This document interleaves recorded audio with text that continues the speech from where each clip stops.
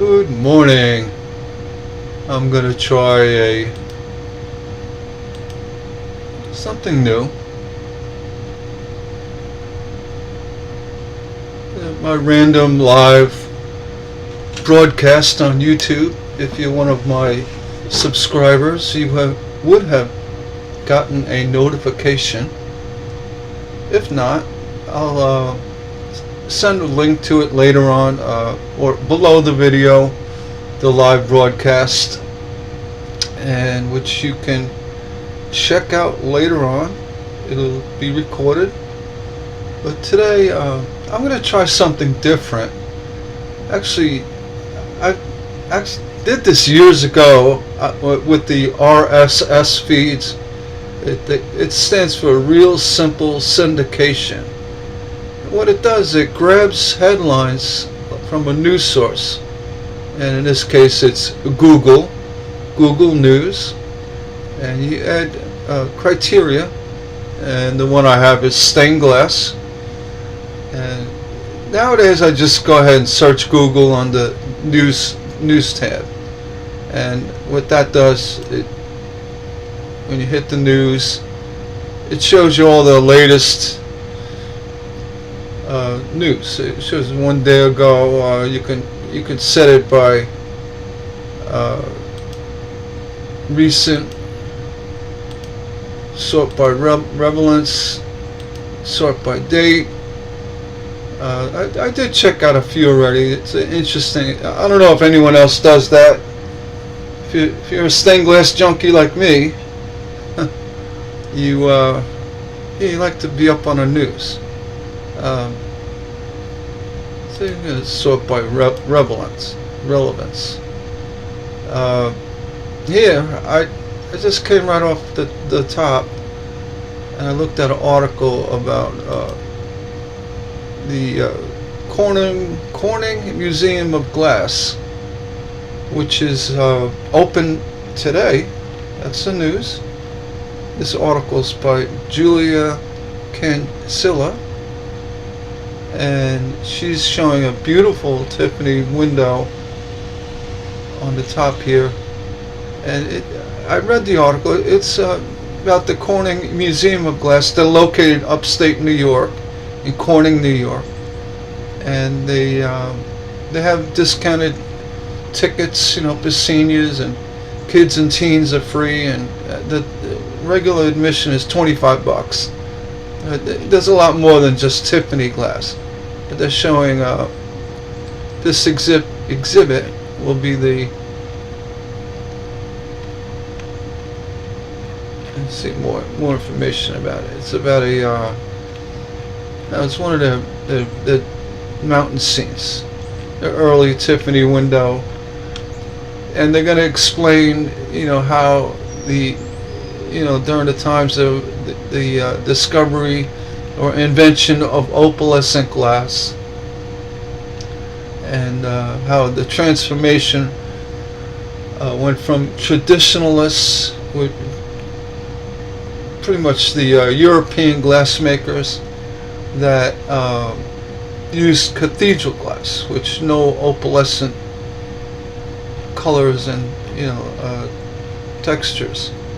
So they looked at first, in 1880s, it was looked at as the noses went up, put it that way. But I mean, the history of opalescent glass, there's a lot of back and forth on who actually invented it. Whether it was, was Tiffany and John Lafarge. Some say that John Lafarge was the original inventor. Louis Comfort Tiffany was, but whoever was, Tiffany really perfected the beautiful tones and textures of the glass. I'm sure up in Corning, they're going to go ahead and talk about that with the display. If I was upstate New York, I'd definitely give it a look at. Yeah, it's currently on view. The Corning Museum of Glass. Let's see. We're gonna go click on that. It's showing. It's a nice website. Well displayed. They show you can make your own glass, and they got live demos, and actually they have a studio there in Corning, and it's interesting. Anyway, you can get up close and personal with a Tiffany window or a lamp for that matter. It's showing the map. It's up in this New York City. It's way up Finger Lake country, so it's not really accessible by major cities, but I mean it's up in New York, and they have the hours here.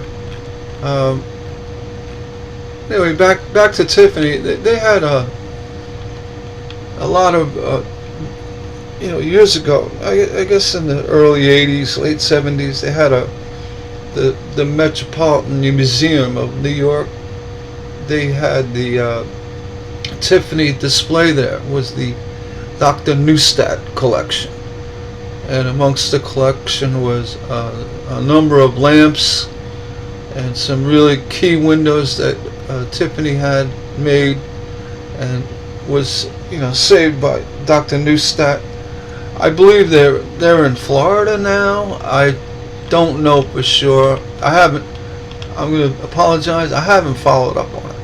But I did go to the Neustadt collection, the exhibit. Actually, they had one after. I went to the early one in New York City, which is amazing. But then they had another one out in Roslyn, on Long Island in Nassau County. And they had a lot of the same stuff, that the Neustadt collection, and it was quite the display. But my point is, if you get up close and you could really, they don't want you touching the stuff. You could probably touch it, but they don't want you to. But if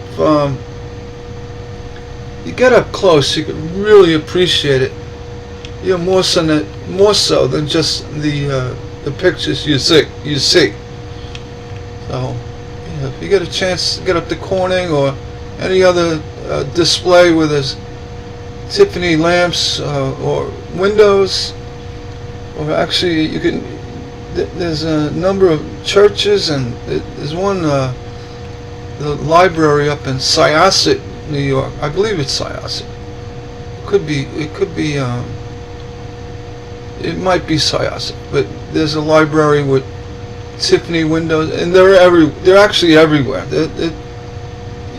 There are some that are noted, this Tiffany window, and others you just, it's Tiffany. And if you do research on the church, you can actually find out. So I just wanted to share that. What's the news? Stained glass. See the Tiffany window that broke all the rules. All the European artists, glassmakers were like, you can't do that. And they still say it today. You got these folks that cut on, they use the English method, and you got to use cathedral glass. You can't see the template below, and they kind of freehand it. A lot of it's, most of it is leaded work, so there's, the variances of a fit are not as important, but in a way they are, but they got away with not going exact to the cartoon. Years ago, I still call them cartoons. The drawing is referred to as a cartoon. My grandfather, my uncle, they were cartoons. I don't know if many people know that, but the European glass cutters would put the glass on top with the English method and follow the cartoon below. A lot of the windows, the old English and Edwardian style windows, were very simplistic. They had large pieces, and there wasn't much extreme detail. I mean, we were talking about comparing to Tiffany. You know, Tiffany glass and a lot of the opalescent glass that Tiffany used, you couldn't cut it on top of the cartoon. Had to make the templates, which is why I often say, if you know me, you got to cut from a template for accuracy and for reasons of the glass is opaque. And accuracy is probably more important. But anyhow, yeah, there's still it's still an ongoing thing. You know, the English method, the Tiffany way. You know, with the templates, Tiffany, you combine the leaded glass, the lead and copper foil in the windows. You know, mostly lead, but there's a lot of sculpting going on, and you know, layering. You know, you had 2 or 3 layers of glass, you know, to get the effects. Enough of Tiffany. Now looking at the news, I see the market in 25. All right, we have a few factors responsible for the I can't say that. Expeditious growth.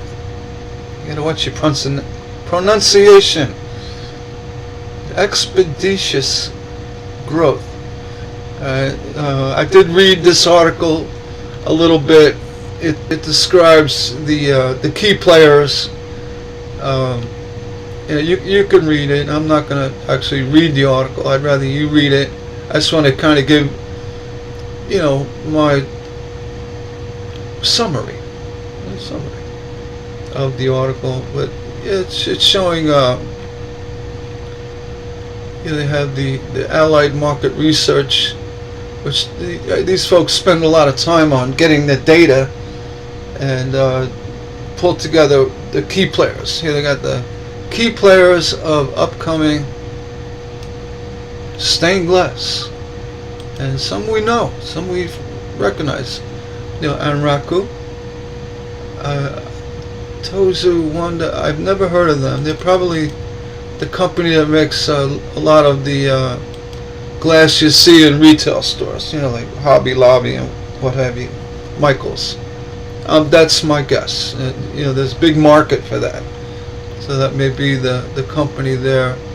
And Pendle, it sounds European.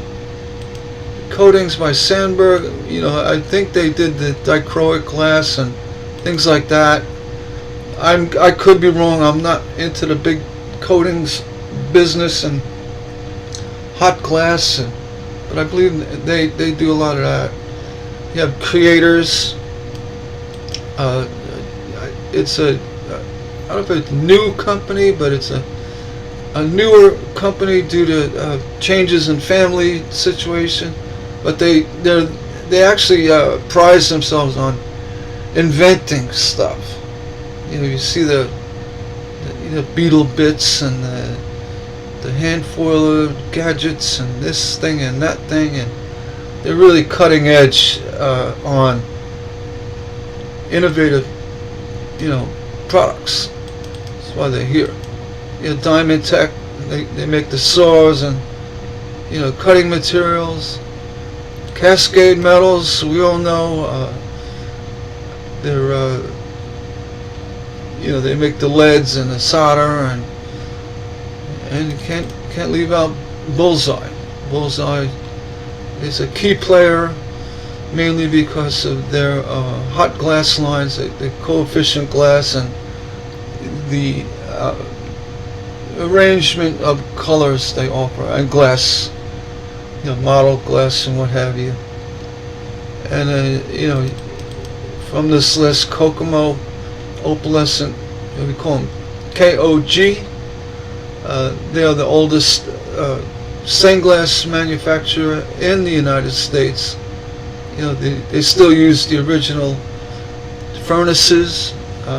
If you ever get a chance to get to Kokomo, Indiana, I highly recommend to check them out. I've actually never been there, but I can believe that this place, must be amazing. So maybe one day. And then Armstrong. Armstrong has made a lot of news lately about new product lines, reopening up furnaces in Georgia and the Southwest. Actually, the definitive location has really not been carved in stone yet, but I wouldn't overlook Armstrong. They've been around. They've been making glass years ago, and Wismac too. Armstrong is also. They seem to be the one to watch. They got something up their sleeve. They got a new glass line, and so this list is probably compiled by the Allied Market Research just to kind of get a pulse of what's going on. But they're showing the new product launches, adopted different strategies, expansion, joint ventures, agreements. So, there's a lot of news in stained glass. I mean, as predicted, because stained glass and actually on the supply end took a pretty hard hit, with the closing of smelters in the United States and the very strict restrictions and regulations on glass manufacturing. It's forced a lot of companies to downsize and actually move and go out of business. And there's a lot of changes in the late 2009, 2010, up until just recently.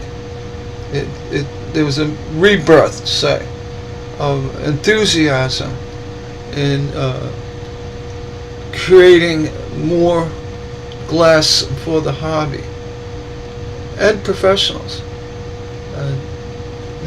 There's a lot of back and forth. The economy, the environment, the EPA and this. But you know what? I think we're a way step ahead of the old ways of just saying, let it in the air. So nobody's gonna be polluting the neighborhoods, and they got all new scrubbers now, and just the glass manufacturing alone. I know the EPA regulations were just about.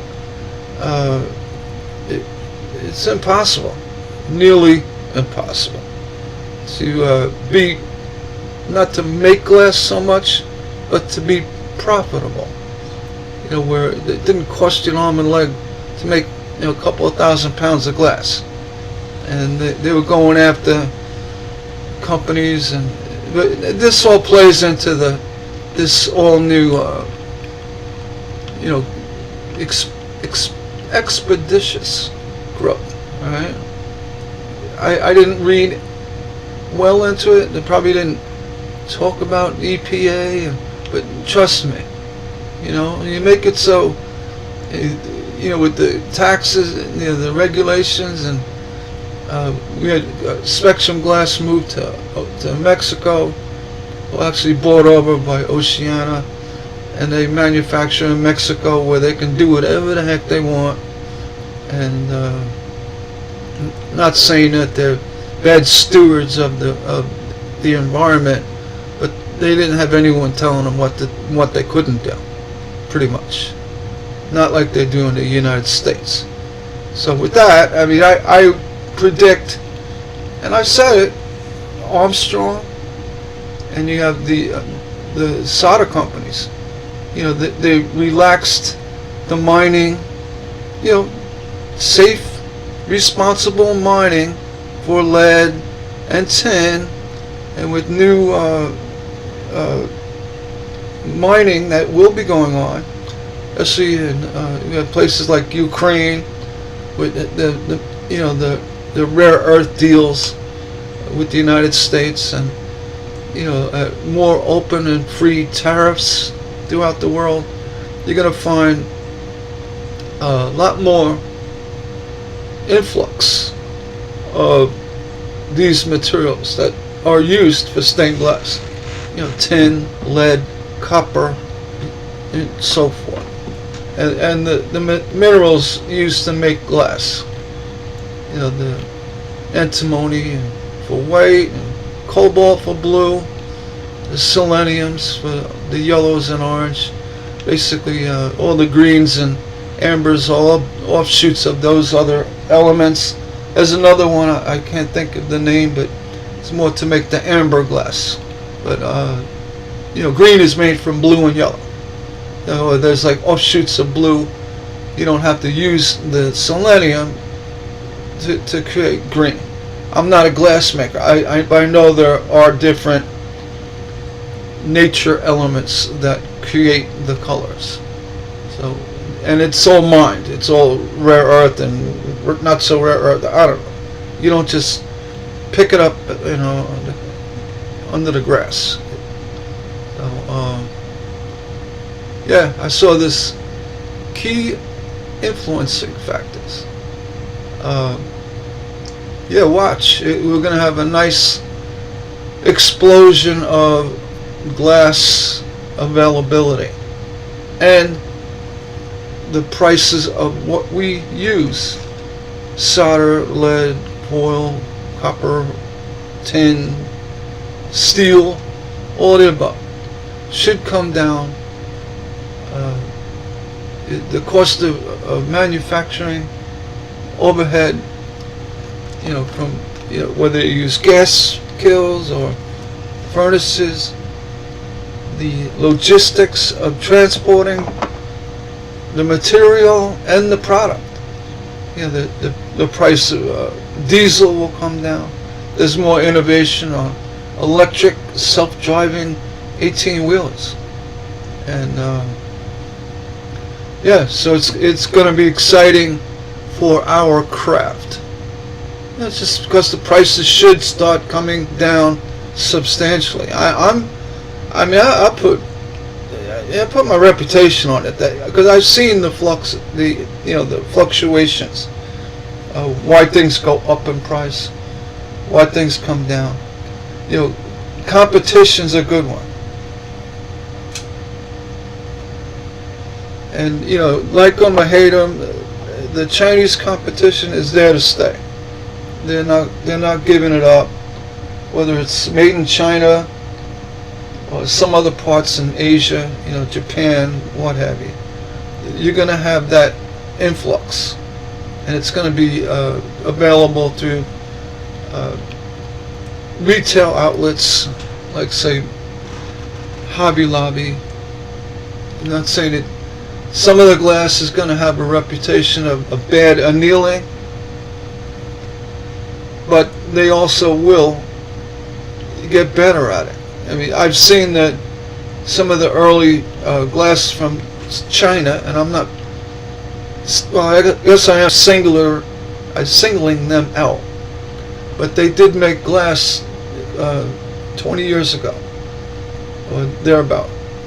It was horrific, and there was a major glass company in Texas, and I don't know if they're still around, but they did import from this, it was like an association or a relationship with this company in China that made this glass for them, for their distribution in the United States. One of the tool brands, I don't recall the name of the glass. If you said it, I'd say, yeah, that's it. I do recall the tool brand. It was called Running Rabbit. They had the Running Rabbit tools. I don't even know if you can find them. But that was the same company.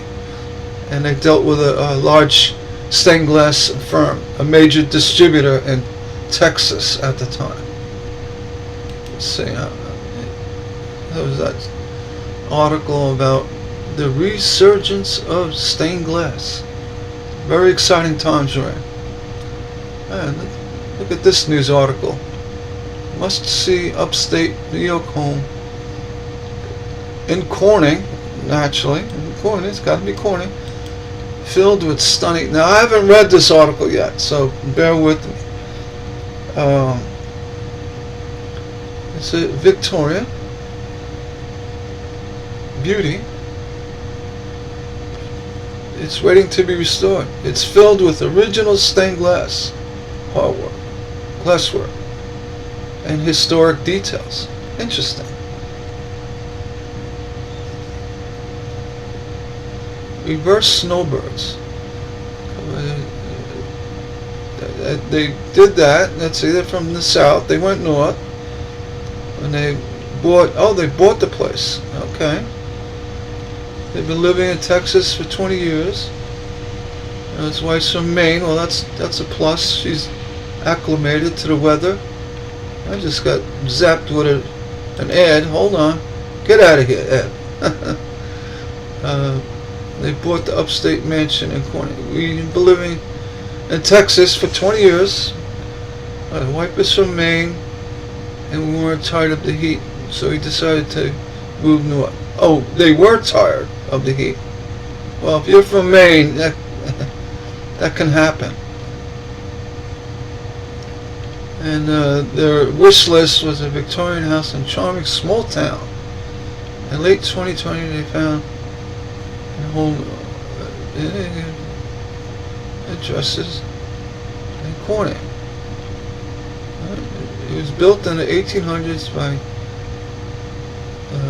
Tuthill for Thomas Hawks. Okay. Okay. Oh yeah, I guess he was the owner of or associated with the Corning, the glass company. Oh, here we go. I'm gonna go off to some photos. You can't click on it. It's a nice double French doors. This is probably a 9-foot door. Looking at the way they're spaced, they call this a 2/3 door. You know, 2/3 is light and 1/3 is not, to the kick plate. You got a head rail and a kick rail, kick plate. This is a 2/3. I just know that. I've been associated with doors for some time. Okay. So Daniel, okay. You got little credits for the image. What's going to wrap around the windows, skylights, and natural light. You can especially mesmerize one stained glass window in the stair landing outside the primary bedroom. In the morning, the sunlight would pour through the casting, vibrant colors. Oh, there you go. I wish I had. It'll open up in a new tab. Maybe it'll blow it up. Let's see. Oh, there we go. See, they should hire me as a web guy. Yeah, pretty.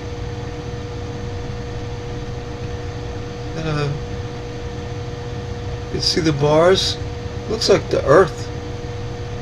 Very nice. Let's see. There we go. Yeah, they should make it so you click it and it opens up in a JavaScript. Well, they got it here.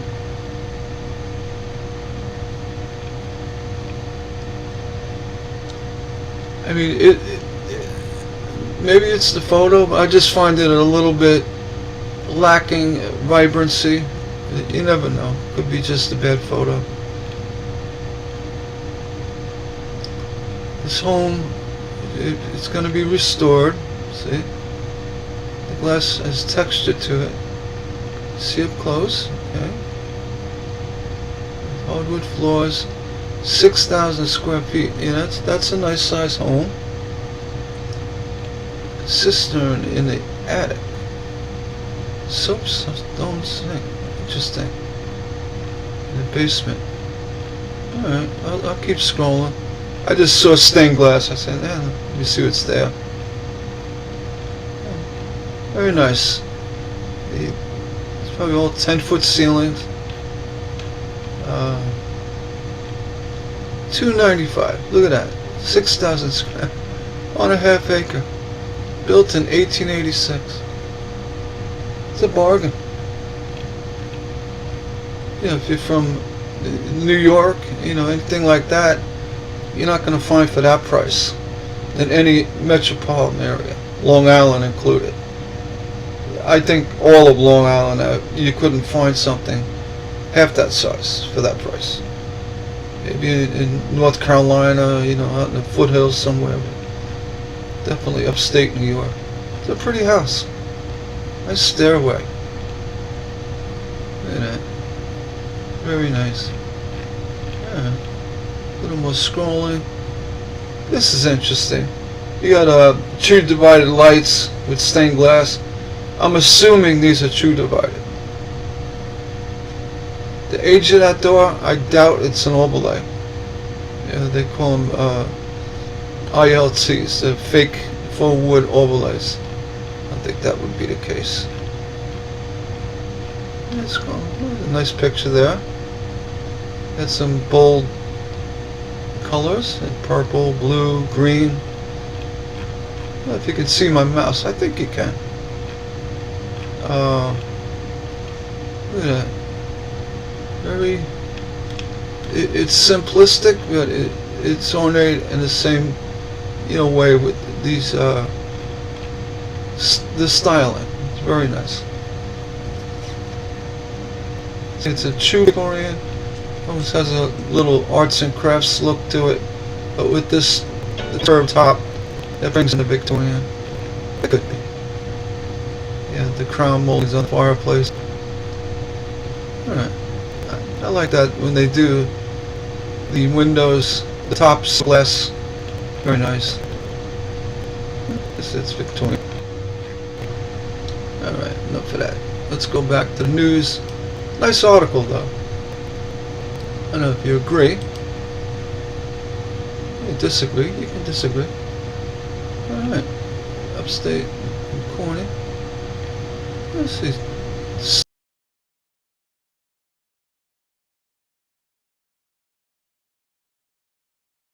Stunning. You see some of the homes we've done. I mean, every window in the house is stained glass. It's just crazy. You got a church sets up a GoFundMe. Parkersburg. That is. Craft night out. So it's got a little article.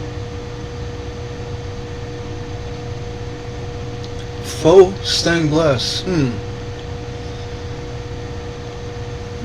Didn't catch my attention. It's horrible. Attempted break-in. Damaged 3 decades old. That's a shame. Yeah, people destroy windows. I don't even want to read that, honestly, but I don't know what KCNT is. It's got to be West Coast. It starts with K. If you're interested in doing the restoration, there you go.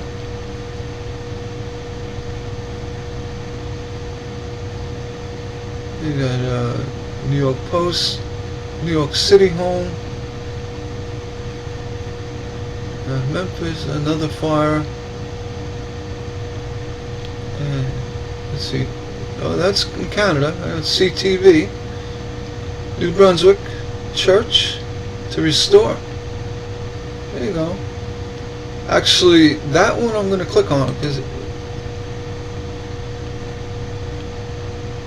St. John's campaign to restore the windows. Yeah, it's loading. Oh, there we go. Oh, look at that church. Look at that. Oh my. I'll watch the video. Anglican. Pastor. Reverend.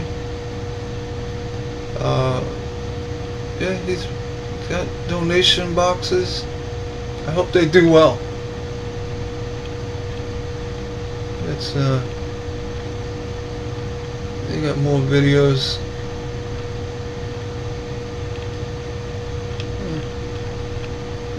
News of Canada. There you go. That's pretty. It's got the old style European frames. I know up in some of the provinces of, oh there you go, of Canada, it's very European. You know, a lot of silver staining. Beautiful work. Looks like it held up well.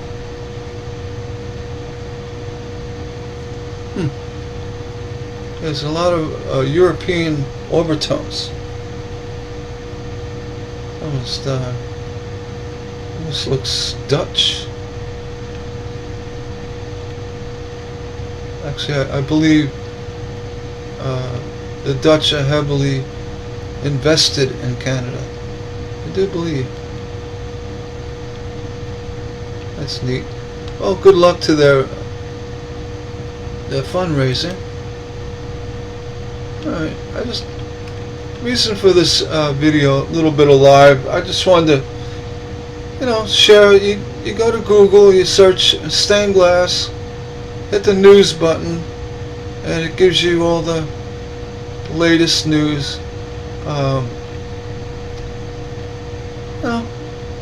If you ever have done it, I used to use RSS Reader. That would show me, off my desktop. Hey, here's news. It's Dragonfly stained glass. Here's a little article. Local.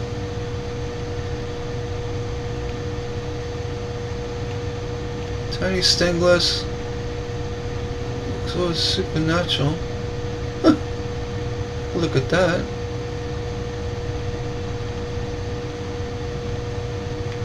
Princeton University, in the dorm.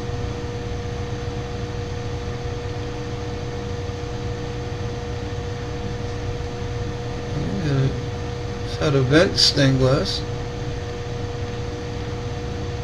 Making stained glass and breaking glass ceilings.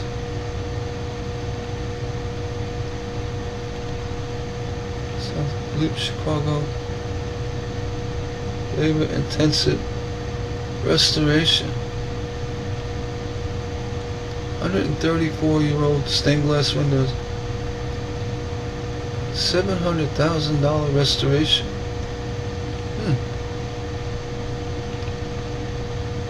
Alright, well, I'll get off this live, and if you have any comments, shoot it below. Love to see what you think. Go back to good old stained glass patterns. See what's going on. Real quick. Quick scroll. 13 by 47 window trim. I think that's transit. What irks me a lot, and it's just an irk. It doesn't. I don't get bent out of shape too much, but it irks me. I'm going to say this is a 47 by 13. And when people say the height first before the width, it irks me. In any construction, all construction, it's always the width times the height. Whether it's a door, a window, a room, it's always width. I don't know where we get this height first. I'm sure it's a transom. Alright, it's 13 high, so this is 47 by 13. So Kathy, if you're watching, please fix that. It irks me, and I'm sure it irks a lot of people in the business. So you always give the width first, and you don't have to. But you know what? I'm looking at this window. I see 13 by 47. I see 13 wide by 47 tall. And you say, you called it a tram. I'm saying, well, that must be a transom. Window tram. Maybe if it's 13 by 47, put a picture of what you're thinking of. Alright? Maybe it is. Maybe I'm just blowing smoke here. I don't know. And she's got nice shelving with lighting. I do hope there's a backing on this thing. I saw that the other day and I said, you know what? Please, I hope there's a solid backing on here. Because the weight of the glass, it's gonna fall. It's gonna pull it over to the side and whoosh, what a mess. Yeah, I wasn't planning on browsing the forum, but I'll just go quick. A lot of you guys are from the forum, and I do my forum updates every now and then. I just wanted to bring you into the news with stained glass news. You get a lot of news in the forum, in stained glass patterns. You get a lot of news, but I do follow, the news, and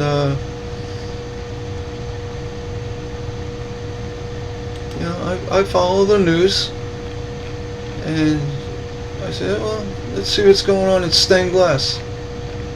Alright, enough of that. Let's go back to the studio. Oh, let's see. Kim said hello.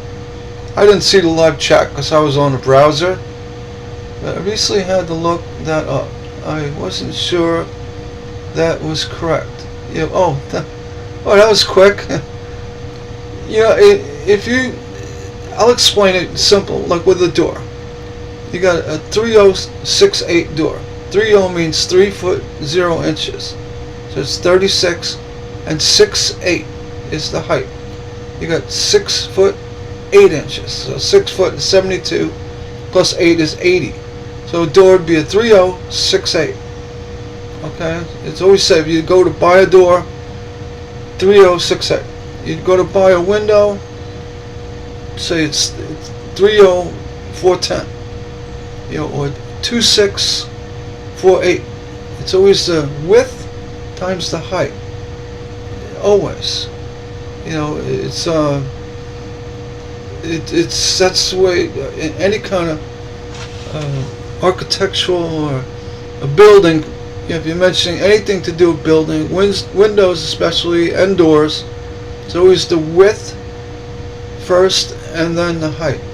Even if you're making a stained glass window to hang, say it's 2 by 3, that's 2 feet wide by 3 feet tall. There's a lot of confusion. Somebody says, oh, it's 2 by 3, 2 foot by 3 foot. Well, is that 2 feet high? No, it's 2 feet wide by 3 foot high. Just get in the habit of doing that. It saves a lot of grief. Or you can just say, if it's 18 wide, you say 18W by 36H high. So that would be 18 by 36. Or if you said 36 first, say 36H, height. But they always go width times height. It avoids a lot of confusion. It's not your fault. A lot of people do that. A lot more than I can say, and it's very, very common. I guess if you're looking at a piece of paper, it's 8.5 by 11, right? You say, all right, 8.5 wide by 11. It still goes into play, right? You don't call 8.5 by 11 printer and 11 by 8.5. So you can remember looking at a piece of paper. Everybody's got paper laying around. Alright, with that, I'm sorry, Kim. I really didn't have any intention to throw you under the bus. I just wanted to bring it out. I see it, I say something. And I didn't want to, cause a problem. Just wanted to let you know my thoughts on that and the proper way of talking about a size of a window. Okay? Alright, with that, I'm going to shut down this one, and we'll see you on the next live. Hopefully I'll get a new... Here's one. Oh, one just popped up. I want to make a third thing. It's probably the same thing. We'll see. I want to do another live interview a glass studio, preferably a glass studio. Could be a retail shop. It doesn't matter. If somebody comes to me and says, hey, I'll do a 1 hour interview. It's as long as a game show. I'll put you on live, and we'll talk about your website, what you have to offer, and what's really important. And I do it for content. I like to share the content. I like to get the personable factor involved, with the studio owner. I just did one with my brother Glenn. Everybody knows Glenn somewhat in some way, but you've never heard his voice. When you hear somebody speak, you pull a lot out of it, right?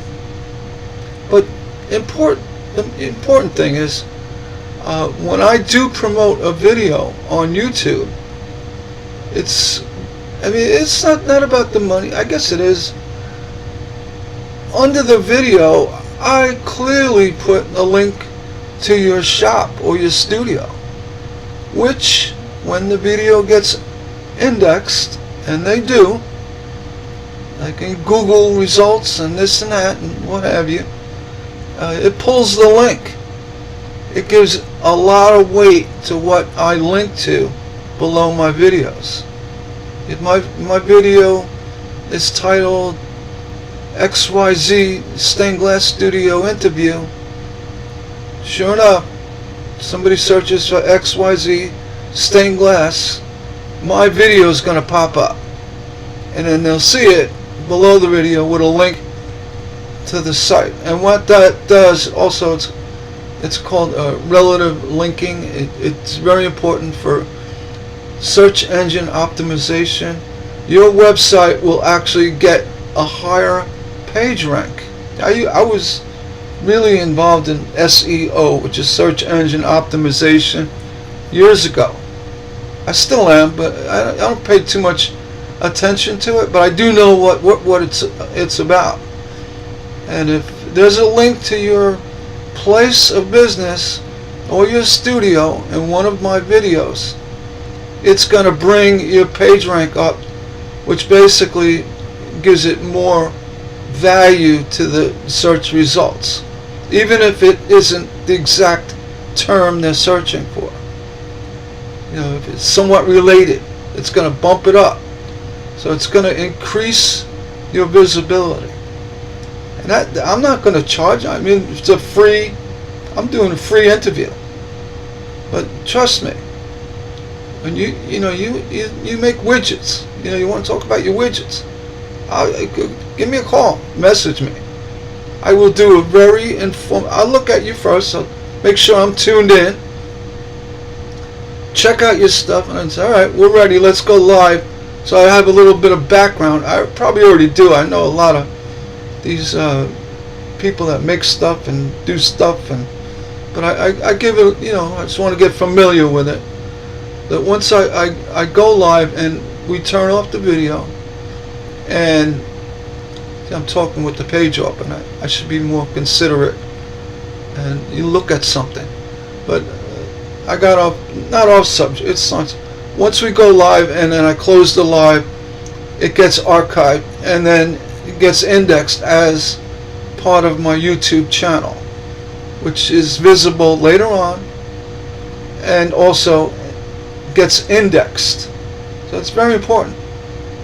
So if you want to do, if your sales are lacking, your studio, or no one's going on my, they're not visiting me. It could be a Facebook page. I'm not getting visitors. Well, come see me. There's a reason why Stained Glass Patterns has now almost 180,000 members. It's open forum, and I'm not using trickery, but there is a lot of cross algorithms going on. I do that intentionally. Why have a group if it's not popular? That's why you say, well, how does this page, because the group is very popular because I'm always feeding it, number one. It's always got fresh content. It's always got unique content, stuff you won't find anywhere else. Or you'll find, I allow you to share it, But if you share it, it's going to come back. So that too. And mention of your studio or your company or what have you on stained glass patterns means a lot too. So with that, with the video promotion on YouTube and actual when people react to it, if you get reaction to your to the post on Facebook, it builds that page rank. Trust me, I know what I'm talking about. And if you need help on your website, how to really get good rankings, I can do that too. I'll do it for just message me. Question: what do I do about meta tags? What do I do about associated texting? When just saying stained glass on your website, it's okay. But if you say beautiful stained glass, it's called keyword tagging. The keyword is stained glass, but you're tagging it with beautiful. You say medieval stained glass. Tag the keyword. So that's really important to build page rank. Ask me. I'll talk to you about it, and also about meta tags, linking, and overall content. I mean, I've been out of that loop because I've been Facebooking. I've just been addicted to Facebook, and my website though it's very indexed, it's well indexed, it lacks any luster. Very little content upgrades, so it's not going to be indexed as well as say a new website or blog. Blogs are really good because there's always fresh content. That's why Facebook has a page rank 10, because there's always new content. And up until just a few years ago, groups, like stained glass patterns, were not indexed. Well, this content was not indexed. And a group, if it's a private group, there's a keyword tag, not keyword tag, there's a meta tag that says no index. No index, no follow. That means it's not going to index this. Right?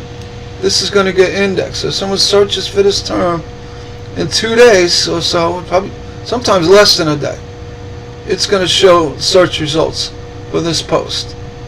That's why it's a public group. People say, "Oh, make it private, make it private." No. If you're private, you're going to stay private. You're never going to grow.